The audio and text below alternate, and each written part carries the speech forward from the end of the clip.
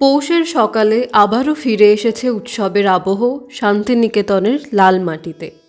শতাব্দী প্রাচীন ঐতিহ্যকে সঙ্গে নিয়ে শুরু হয়েছে এবছরের পৌষ মেলা।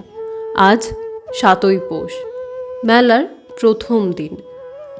লোকসংস্কৃতি, হস্তশিল্প এবং মানুষের মিলন মেলায় মুখর এই প্রাঙ্গণ।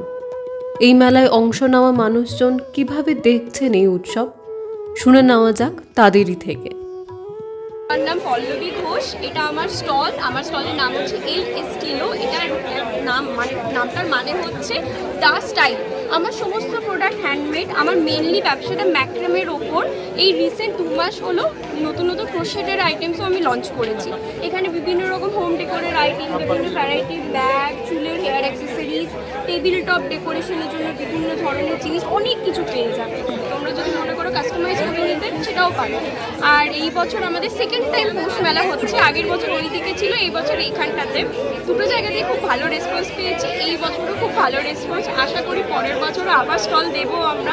আশা করি পৌষ মেলা শুধু কেনা বেচার জায়গা নয়, এটি গ্রামীণ শিল্প ও সংস্কৃতির এক জীবন্ত মঞ্চ।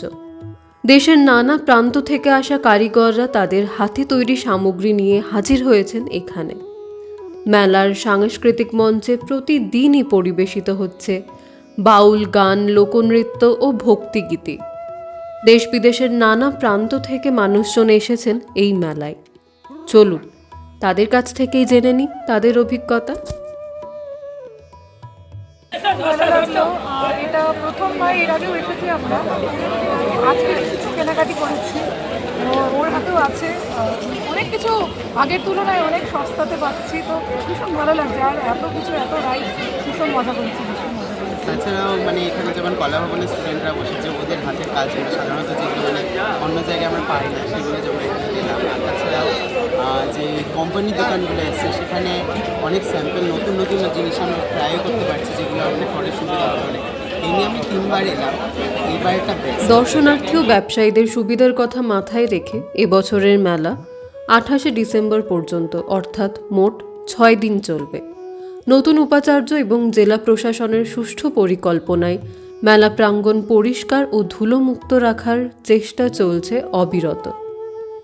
শিল্পী, দর্শক ও সংস্কৃতির মিলনে 2025 সালের এই পৌষ মেলা আবারও প্রমাণ করছে যে শান্তিনিকেতন মানে ঐতিহ্যের সঙ্গে মানুষের এক গভীর সম্পর্ক। আপনাদের সঙ্গে আমি বৈশাখী। আপনারা দেখছেন খবরাখবর।